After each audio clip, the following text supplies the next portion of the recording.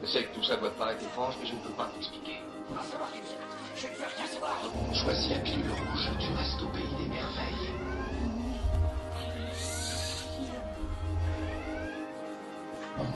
N'échouez pas cette fois.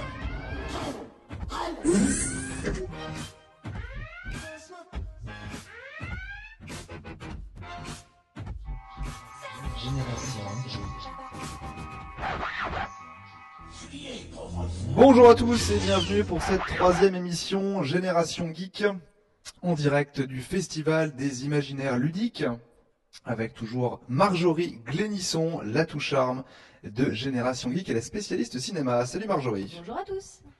Bien sûr notre spécialiste gâteau avec son fameux gâteau au chocolat, mais également spécialiste bande dessinée, livres, moins sur les jeux vidéo, mais en tout cas notre très cher Xavier. Bonjour Fabien, bonjour à tous. Nous avons bien sûr des invités à ma droite, Eric. Eric, je te salue. Je vous salue également, bonjour à tous. Alors, deux invités également sur le canapé, Annabelle, bénévole pour le Festival des Imaginaires Ludiques. Bonjour à tous. Et à la droite d'Annabelle, nous avons... Aurélie. Aurélie, merci. C'est parce que c'était pas marqué sur l'écran, alors du coup j'ai pas pu faire le... Bonjour à toi Aurélie. Alors, nous sommes dans cette troisième émission du Festival des Imaginaires Ludiques. On a choisi de thématiser un peu les émissions. La première, bien sûr, consacrée à l'ensemble du festival. La deuxième était consacrée plutôt aux jeux vidéo avec d'un côté Luc qui était PCiste, Étienne qui était plutôt sur le rétro gaming. Et cette émission-ci, elle est consacrée avec vous, chers amis, aux jeux de plateau. Alors on va faire un peu Jeux de société. Jeux de société et jeux de plateau, jeux de société au sens large. Eric, est-ce que tu peux te présenter en quelques mots? Donc bonjour à tous, Eric. Effectivement, je suis le gérant de la boutique Pinocchio et compagnie à Alençon. Passionné de jeux de société, ce qui m'a amené à participer avec mes amis du Gobelin Farceur à l'élaboration et à l'organisation de ce premier festival des imaginaires ludiques. Même question, même punition pour Aurélie. Et bien donc on est avec Annabelle, on est toutes les deux bénévoles pour l'association, pour le festival des imaginaires ludiques du coup ce week-end. Et donc voilà, on participe souvent aux soirées jeux aussi, donc voilà, on est très habitués de l'association. Pas mieux. Alors, pour vous tous, on a ce soir un petit portrait chinois. Portrait chinois qui a été écrit par Marjorie, mais qui vous est proposé ce soir par Xavier. Et évidemment, le portrait chinois est consacré, vous l'avez deviné assez facilement, au macramé. Il faut juste faire une petite précision. Pour ces émissions, il n'y a que Marjorie qui a fait son travail. C'est-à-dire que ton billet d'humeur, il est passé à la trappe. Mon billet râlage, ce sera pour le mois de décembre. Donc je me retrouve à faire la chronique de Marjorie. Et donc on va faire un portrait chinois sur le macramé. Si vous étiez un macramé, lequel seriez-vous? Game of Thrones, former des alliances, trahir, comploter, manipuler et finalement devenir le maître de Westeros, qui n'en rêve pas? Game of Thrones, le jeu de plateau bien entendu, parce qu'il y a de nombreux jeux sur l'univers de Game of Thrones. Et donc il faudrait être manipulateur. Est-ce que vous seriez cash and guns, dégainé, visé et tiré? On est un truand ou on ne l'est pas? Dungeon Twister, le monde est divisé en deux catégories, ceux qui meurent et ceux qui fuient. Le Monopoly, simple et efficace, n'oubliez pas de passer par la case départ ou la case prison. Le plus doué en affaires obtiendra la victoire. Eric, on va commencer par toi. Même si tu es commerçant, est-ce que c'est vraiment le Monopoly qui est ton jeu favori? Non. Définitivement non. En tant que joueur, c'est absolument pas le Monopoly. En tant que commerçant, non plus. Donc non, je pense qu'il y a une connaissance à avoir du domaine du jeu de société moderne qui fait qu'on ne peut pas être passionné du Monopoly de nos jours.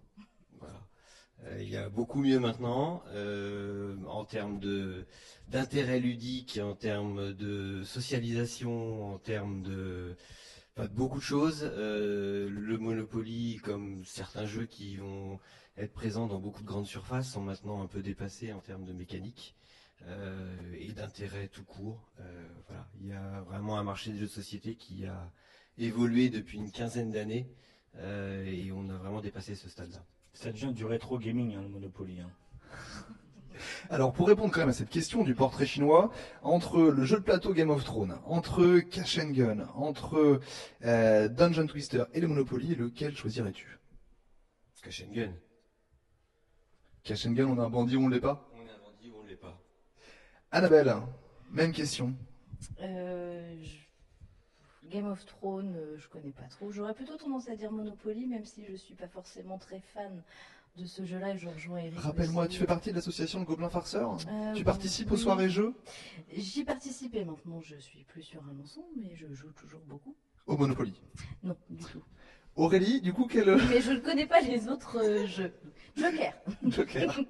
Aurélie. Eh bien, le côté rétro parle encore une fois. Le Monopoly, grand souvenir d'enfance. Donc voilà, c'est ce qui m'a amené au jeu actuel en fait. Donc, le Monopoly. C'est dur. Désolé, Eric. Xavier. Bah, moi j'adore Dungeon Dis pas le Monopoly, parce que Non. là... J'adore le Dungeon Twister. Il me reste 2 jeux de société à la maison, c'est Dungeon Twister et Formula One, Formule D. Allez, voilà. Mais moi j'ai la vieille édition encore. Et non, le Cash and Gun, je l'ai aussi. Donc c'est les seuls jeux que j'ai. Alors du coup, c'est quoi ton choix? Dungeon Twister. Marjorie. Game of Thrones. Totalement. Et c'est juste pour te voler ta réplique parce que je sentais que tu allais le prendre en fait. Non, moi je suis plutôt Cash and Gun, voilà, ça me fait plus marrer que Game of Thrones. Game of Thrones, c'est très très sympa comme jeu, mais c'est relativement long. Et puis ça peut être violent, une bonne partie de Game of Thrones, je sais pas ce que t'en penses Eric, mais ça peut finir en meurtre dans les cuisines. Ça peut être violent, c'est vrai que c'est un jeu qui s'adresse plus à des experts, avec des vraies différences de niveau quand vous jouez à quelqu'un qui connaît très bien le jeu et des débutants. Faut trahir à tour de bras dans le jeu là aussi. Bah ouais. Ouais. Ouais, c'est même préconisé. Ça fait combien de temps qu'on est en émission? Ça fait 7 minutes, donc on a encore le temps avant la pause musicale. Xavier, tu avais des questions à poser à nos invités qui sont bénévoles sur ce festival. Alors pour commencer, j'aurais voulu savoir quel attrait elles avaient à devenir bénévoles sur ce festival. On peut être joueur et puis après tout rester joueur chez soi et pas vouloir le faire partager aux autres. Donc pourquoi participer à ce festival-là?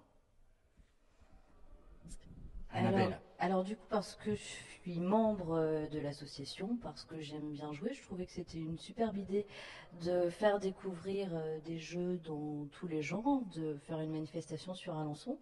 Et puis envie d'aider tous les organisateurs parce que c'est quand même beaucoup de temps, d'énergie et pas simple.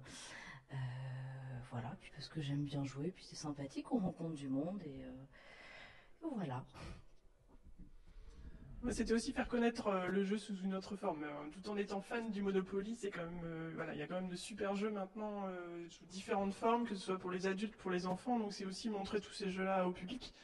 Et aussi, voilà, permettre aux gens de se rencontrer, parce que sur Alençon, voilà, c'est beaucoup plus facile en passant par ces soirées jeux, notamment le mercredi, une fois par mois, mais aussi lors de ce festival où voilà, il y a plein de gens qui se connaissent pas, mais qui jouent ensemble en fait. Du coup, ça me permet de rebondir sur ces fameuses soirées jeux. Ça fait quand même 2 ou 3 émissions qu'on en parle. C'est quoi ces soirées jeux au carnet de route, Eric? Alors les fameuses soirées jeux au carnet de route. Alors en Ça fait, fait un peu secte hein, quand. ça fait un peu secte, oui. En fait, c'est quand on a repris la boutique il y a un peu plus de 3 ans maintenant, la boutique Pinocchio, on a assez rapidement pensé à mettre en place des soirées, voilà, un peu dans le même esprit que le festival, à une échelle évidemment beaucoup moindre, de rencontres basées autour de la mécanique ludique, autour du jeu. On a copié un peu ce qui se faisait dans d'autres villes, hein, on n'a pas inventé grand-chose. On a donc essayé de trouver un lieu sympathique sur Alençon. Le carnet de route s'est avéré plutôt adéquat pour ce genre de soirée. On a rapidement mis ça en place, donc on devait être fin 2012. Et rapidement, il y a plusieurs habitués qui sont venus 1 fois, 2 fois, 3 fois dans les soirées jeux qu'on avait organisées. C'était les membres des Gobelins Farceurs. On est rapidement devenus des amis et on a décidé de faire grossir un peu ces soirées ensemble. Et donc ils sont devenus partenaires et organisateurs avec nous des soirées jeux. Voilà. Et du coup, comment ça se passe alors? Ça se passe bien en général. Ça se passe assez Sauf simple. si vous jouez à Game of Thrones. Sauf si on joue à Game of Thrones ou à Cash and Gun, ça peut dégénérer aussi. Mais en général, ça se passe plutôt bien. Il y a vraiment zéro contrainte. Il y a aucune inscription. Il suffit juste de pousser la porte du carnet de route les mercredis où on organise ces soirées jeux. Et en général, il y a des gens qui viennent pour, il y a des gens qui sont de passage et qui se prennent au jeu, c'est le cas de le dire, et qui du coup font une petite partie avec nous. Maintenant, il y a un cercle qui est devenu un peu initié. Il y a toujours entre 40 et 60 personnes qui se réunissent, parfois les mêmes, mais souvent, et c'est ça qui est aussi intéressant, des nouvelles têtes. Alors, qui restent ou qui restent pas. Certains, on les voit qu'une fois, d'autres deviennent des aficionados de ce rendez-vous. Mais voilà, il n'y a vraiment aucune contrainte. On vient seul, accompagné. Tous les âges sont autorisés et les bienvenus. Et on essaie de jouer à tout type de jeux pour gamers et des jeux vraiment d'initiation très simples, familiaux.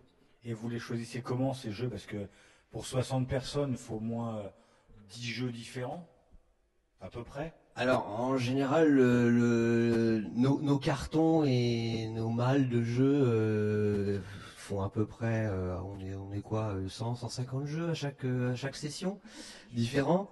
Le premier arrivé choisit son jeu et voilà, et on les étale, on les montre, on montre les boîtes aux personnes qui sont là, qui sont venues pour jouer, et on est surtout là pour leur expliquer les règles, parce que c'est souvent un peu l'écueil dans les jeux de société, c'est être obligé de, voilà, c'est la chose un peu fastidieuse de lire les règles et d'assimiler ça avant de pouvoir jouer. Là, ils ont en général la chance d'avoir au moins un membre de l'équipe qui connaît le jeu, on leur explique, on commence un début de partie avec eux, et puis après ils s'amusent, c'est le but. Ça se passe comme ça aussi sur ce festival, j'ai pu le voir. C'est-à-dire que les bénévoles, ils se concentrent sur un jeu et ils sont chargés d'expliquer. Vous faites ça vous aussi durant le week-end? Alors non, moi je suis pas sur les jeux, mais il y a plusieurs bénévoles qui organisent en fait et qui expliquent les jeux. Donc il y a toute une partie de la salle avec les jeux par éditeur, donc qui proposent différents jeux et d'autres bénévoles qui peuvent faire l'accueil. Et il y a aussi des jeux, une salle avec des jeux libres où là les gens viennent, ils s'installent à une table, ils prennent un jeu, s'ils savent y jouer, où il y aura toujours un bénévole aussi qui sera dans le coin pour pouvoir expliquer les jeux. Alors avant de parler encore un peu plus avant des jeux de plateau, des jeux de société en général, je vous propose de faire une petite pause musicale. On se retrouve juste après, un petit test, vous verrez juste après la pause musicale. Notre grand truc ce soir, c'est de tester les connaissances des filles et de montrer que les filles, ce sont des geekettes comme les autres, parce qu'effectivement, on voit des filles dans le jeu vidéo, on voit des filles dans le jeu de rôle, dans les jeux de plateau, et c'est bien, c'est de montrer que oui, c'est effectivement pas réservé qu'aux garçons. Donc je vous ai trouvé un petit test pour juste après la pause Moi, musicale. c'est stupide. Parce qu'à une époque, les garçons, ils jouent au jeu, sont des gamins. Un gars comme moi, à 40 ans, qui joue encore au jeu de plateau, c'est un enfant. Maintenant que les filles participent, elles peuvent plus nous le dire parce qu'elles ont 40 ans et elles jouent au jeu avec nous. Allez, on fait une pause musicale. Qu'est-ce qu'on écoute, Xavier? Si je vous dis qu'on écoute Vincile, on écoute Vincile, c'est un artiste à découvrir, c'est Hocus Pocus, c'est C2C, et c'est aussi un artiste qui fait beaucoup de choses sur Internet avec SoundCloud et Facebook, et je vous propose d'écouter Dust Cloud.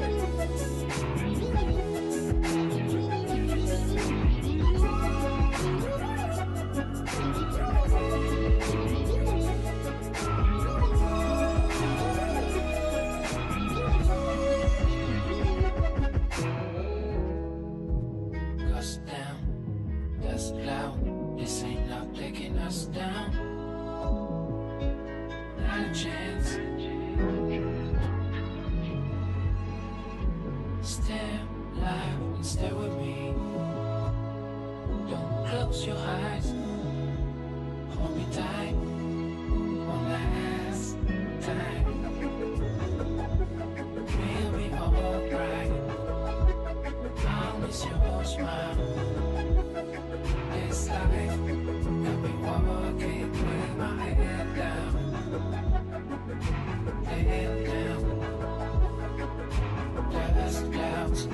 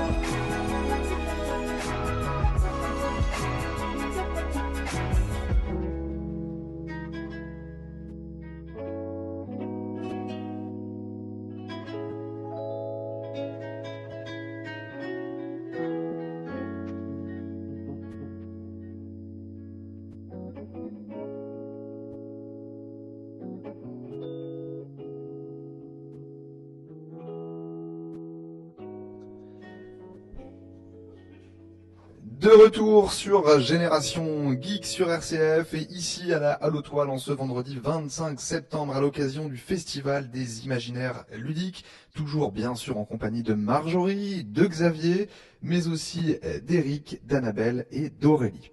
Je vous l'avais promis, juste avant la pause musicale, un petit quiz pour vous, chers amis geekettes. Le terme a eu l'air de vous plaire en plus. Alors vous voyez sur la table. On dit aussi Geek Girl. Geek Girl. Mais comme j'ai pas l'accent Geek Girl, je préfère dire geekette, c'est plus facile. Sur la table, vous avez plein de petits personnages. Je suis sûr que vous reconnaissez la plupart de ces petits goodies. Alors on va faire un petit zoom sur la table, c'est parfait. Si je prends le plus facile, voilà, celui-ci. Voilà. Est-ce que, Annabelle, tu peux me dire de quel univers vient ce personnage? Dark Vador. Alors la question c'est de quel univers, mais on va compter que c'est Dark Vador et donc c'est Star Wars. Star Wars, bien sûr. Et c'est un... Lego. Lego. Voilà. Très bien, allez. Autre question pour Aurélie. Aurélie, il y a deux figurines avec la main levée, deux statues. Je sais pas si tu les vois, les grandes statues avec la main comme ça. Genre, vous ne passerez pas. De quel univers ces statues sont-elles issues? Bonne question. Je sais que c'est une bonne question puisque je la pose. Ah, Annabelle a la réponse. Je connais le nom du film, normalement. Mais Alors c'est l'univers. C'est pas le film alors dans ce cas-là, peu importe. Le Seigneur des Anneaux. Tout à fait, et le nom du film c'est Le Seigneur des Anneaux, la communauté de l'anneau, puisque si je ne m'abuse, Xavier, ce sont tes statuettes, ce sont les deux statues qui gardent la grande cascade. Elle garde pas la cascade. Juste avant la cascade, là, après que Boromir il tombe, tout ça, machin, là, c'est bon, commence pas, t'as vu? C'est pas avant que Boromir il tombe. Hein. Si. Ils sont en train de... Oui, bah c'est avant, mais... Tu sais quoi, on c'est se met sur la d'accord, rivière. Marjorie. Marjorie, elle dit que ces deux statues apparaissent dans Le Seigneur des Anneaux juste quand la communauté vient de quitter la Lorient. Donc, Peu de temps avant qu'ils arrivent sur la rive. Très peu bien. de temps avant Donc, qu'ils d'autres arrivent figurines. sur la rive, effectivement, la rive est juste derrière les statues. Une autre figurine, on a plusieurs comme ça qui sont disposées. Celle-là, c'est peut-être pas la plus facile. Annabelle, puisque tu n'as pas su répondre à cette question, est-ce que tu reconnais cette figurine? Eh ben non, toujours pas. Alors, on en a une autre qui est juste là. Voilà, c'est le même univers. Tac, et on en a même une qui est sur la table, là où est posée la caméra, juste là. Celle-là est plus facile. Toujours pas? Il faut la tourner. Ouais. Il faut que le caméraman la tourne. Voilà. Alors c'est pas très radiophonique comme séquence, hein. Thor. Thor, et donc Thor, c'est l'univers Marvel. D'accord, Marvel. ça marche, ok. Allez, une plus difficile. Et puis alors deux en même temps, on va en faire. Ouais. D'abord celle-là, ça c'est hyper facile. Ce personnage a 30 ans cette année. Incontournable Mario. Mario, évidemment. Mario. Et là, on va le faire pour Annabelle. Celle-ci, c'est pas forcément facile. Sauf si t'as des enfants et qui regardent la télé. Petit poussin. Petit poussin. Eric, t'es pas une geekette, mais je suis sûr que t'as la réponse. Non. Alors il faut que tu peux avoir ce jeu de société chez toi. Il faut que j'achète la télé. Non, c'est Non. Crossmaster, Ouais. mais effectivement, je connais pas les figurines. Je connais de réputation, mais je peux pas dire que je suis un féru de l'univers. Alors c'est l'univers Dofus, Dofus, Wakfu, Ankama, et le personnage en question c'est Pimpin, Tristepin, c'est Tristepin, voilà. Bon, eh bien, écoutez, mesdemoiselles, vous êtes quand même de vraies geekettes, je suis désolé de vous le confirmer. On peut pas être doué dans tous les univers, mais on vous a reconnu quand même la plupart de ces objets. Dans les figurines non reconnues, il y avait Angel, Angel, et puis de l'univers X-Men Et et Man. Iron Man, la première armure d'Iron Man, la Mach 1. C'est ça? Oui, c'est ça. Marjorie, as-tu des questions pour Eric? Tu es passé visiter le magasin Pinocchio avec moi-même, tu as pu faire une démonstration avec une partie de Flick 'em Up. Est-ce que tu as des questions en réserve à poser à Eric sur ce festival, sur les jeux qui sont présentés et sur comment il fait pour retenir autant de règles? Alors, c'est pas du tout radiophonique, mais là, tout de suite, j'ai un visage apeuré. Une question. Je suis super sympa, je viens de te filer une super question. Eric, comment tu fais pour retenir autant de règles de jeu? Je m'attendais pas du tout à cette question. Je sais pas s'il faut des prédispositions pour retenir autant de règles. C'est comme tous les passionnés, je pense. Et comme les passionnés de musique peuvent vous citer tous les albums qu'ils ont chez eux. Voilà, en tant que passionné de jeu, j'essaie de jouer à la plupart des jeux que je possède et maintenant que je vends. Voilà, donc le mieux pour les comprendre et pour pouvoir les pratiquer dans de bonnes conditions, bah, c'est d'apprendre les règles, tout simplement. Donc voilà. Moi, j'avais une question pour les filles. Vous jouez comment? C'est plutôt familial ou plutôt entre amis ou simplement au carnet de route? Alors c'est les trois. Ouais, à la fois en famille, à la fois surtout avec les amis maintenant, et puis une fois par mois au carnet de route régulièrement. Oui, surtout entre amis. Le carnet de route, nous on est maintenant sur Caen, donc on peut plus y venir, mais en famille, pas forcément. Mais... Il n'y a rien qui vous empêche d'organiser des soirées à Caen? Alors il y a une association sur Caen où on est allé du coup effectivement avec mon ami un vendredi soir, donc c'est dans le même état d'esprit, effectivement jeu de plateau comme ça. On voit effectivement sur le magasin Pinocchio le rayon de jeux de société. Alors moi je disais plutôt pour des joueurs confirmés, mais il n'y a pas que ça, et relativement étendu. C'est quelque chose, c'est un phénomène qui est plutôt nouveau d'avoir de nombreux, dans une ville comme ça, de nombreux joueurs qui jouent à des jeux de plateau, à des jeux de société, ou c'est quelque chose qui a toujours existé finalement? Non, c'est clairement pas quelque chose qui a toujours existé. Le jeu de société est en pleine expansion. Et fort justement, tu disais qu'effectivement, c'est pas que pour les joueurs. Il y a du jeu pour gamers, voilà, pour des experts. Mais c'est avant tout un hobby qui devient très familial. L'un des intérêts du jeu de société, c'est la partie société. Donc on joue vraiment ensemble et notamment en famille. Voilà, il y a beaucoup de parents qui jouent avec leurs enfants. Le jeu n'est plus réservé qu'aux enfants exclusivement. Les enfants jouent entre eux, certes, mais ils jouent aussi avec leurs parents. C'est vrai qu'à une époque, à part le Monopoly, la bonne paye, il n'y avait pas trop de... Et puis du coup, en fait, les gens qui jouaient sont devenus les gens qui font les jeux. Et du coup, ils ont bien vu qu'il y avait de plus en plus de besoins et d'envie. D'où cette pluralité de jeux qui existent. C'est un peu comme les livres, hein. On peut trouver tout et n'importe quoi. Il y a forcément un jeu qui nous convient quelque part. Hein. Vu la production actuelle, on va avoir en cette année 2015 en langue française à peu près 1500-1600 nouveaux jeux qui vont sortir.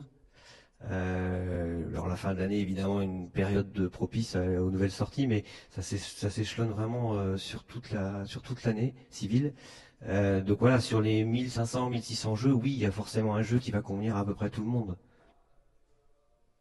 C'est vraiment, j'ai l'impression, hein, le jeu de société, un média que j'ai envie de rapprocher moi du jeu vidéo, dans le sens où dans le jeu vidéo, il y a effectivement du graphisme, il y a de la musique, et il y a la partie gameplay, c'est-à-dire comment le jeu est construit. Et dans le jeu de société, il y a évidemment pas la partie musique, quoique certains jeux, je crois, sont livrés avec des CD, ou voire des DVD mais c'est des exceptions. Ce sont des voilà. jeux sur la musique. Voilà, mais effectivement, il y a effectivement un travail d'écriture, un travail de scénario, un univers qui est créé juste pour une ou plusieurs parties, un travail de graphisme et d'écriture. Ça reste un média finalement qui est très complet. Et puis, contrairement au graphisme du Monopoly, hein, qui sont pas forcément les plus jolis, il y a quand même des jeux avec vraiment de très beaux graphismes et des talents artistiques qui sont présents. Non seulement avec des talents artistiques qui sont présents, mais il y a maintenant même certains joueurs qui achètent le jeu d'abord pour son aspect visuel. Alors, il y a eu une vague qui a fait qu'on a beaucoup adapté les univers bande dessinée en jeu de société. Récemment, il y a eu du Corto. On va avoir là, c'était une année importante pour le Petit Prince, avec le visuel du Petit Prince, des jeux de société qui sont sortis. Donc, ça attire certaines personnes qui sont pas forcément des férus de jeux de société à la base. Mais il y a même maintenant des illustrateurs de jeux de société qui deviennent presque plus célèbres et plus connus que des auteurs de jeux de société. C'est vraiment un média, enfin un hobby qui fait la part belle à toutes les composantes. Ceux qui font le matériel, on a des jeux de figurines notamment, où voilà, il y a aussi des collectionneurs qui vont acheter un jeu, pas forcément pour jouer avec, mais parce qu'il y a un aspect collection graphique qui leur plaît. Et puis on va avoir des jeux de plateau maintenant avec des plateaux qui sont faits par des artistes. Enfin, il y a certains plateaux qui sont faits en aquarelle, par exemple. C'est un tableau avant d'être un plateau de jeu. Et puis il faudra peut-être qu'on fasse une émission spéciale, enfin qu'on revienne sur le sujet. Il y a beaucoup de jeux maintenant qui sortent en crowdfunding, c'est-à-dire que c'est les gens qui veulent jouer qui financent le jeu.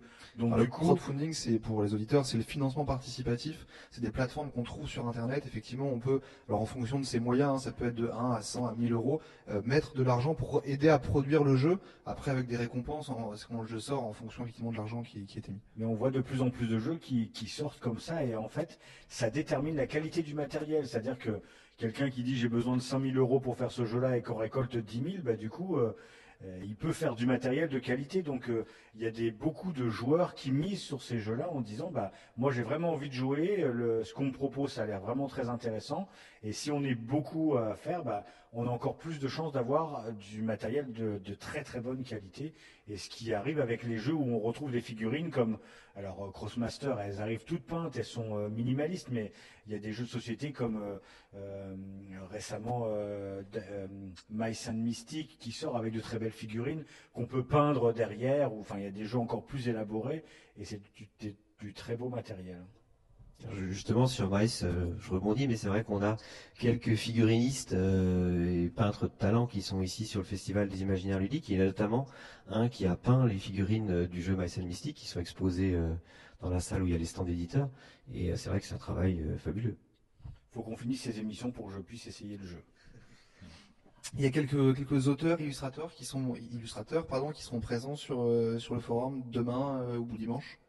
Alors il y aura un auteur de jeux de société qui s'appelle Léon Proust qui va être présent. Il a sorti récemment un petit jeu qui a plutôt bien marché qui s'appelle Tower Defense.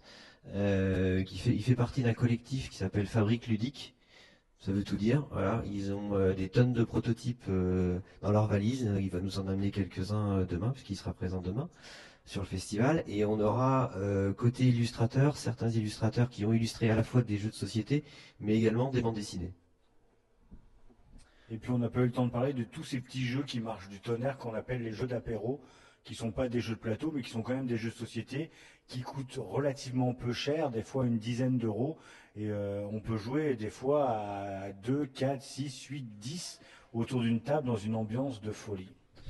Mais on en reparlera puisqu'on sait, on sait où se trouve Eric. On a déjà pu faire une vidéo sur effectivement le jeu Flick 'em Up dans le magasin Pinocchio. Et on aura l'occasion de se recroiser, d'en reparler dans d'autres émissions Génération Geek consacrées aux jeux de société, aux jeux de plateau. Merci beaucoup Eric, merci beaucoup Aurélie, Annabelle d'avoir participé à cette émission consacrée aux jeux de société. Marjorie, Xavier, on se retrouve dans quelques minutes pour une autre émission consacrée aux jeux de rôle. Ça c'est sur internet et puis la semaine prochaine pour les auditeurs de RCF. À bientôt tout le monde. Merci, à bientôt. Merci, à bientôt. À bientôt.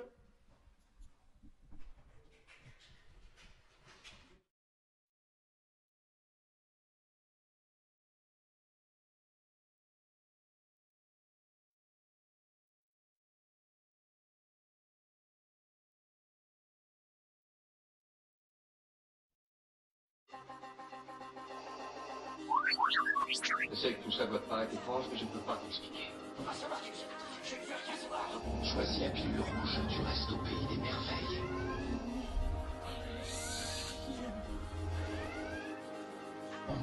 N'échouez pas cette fois.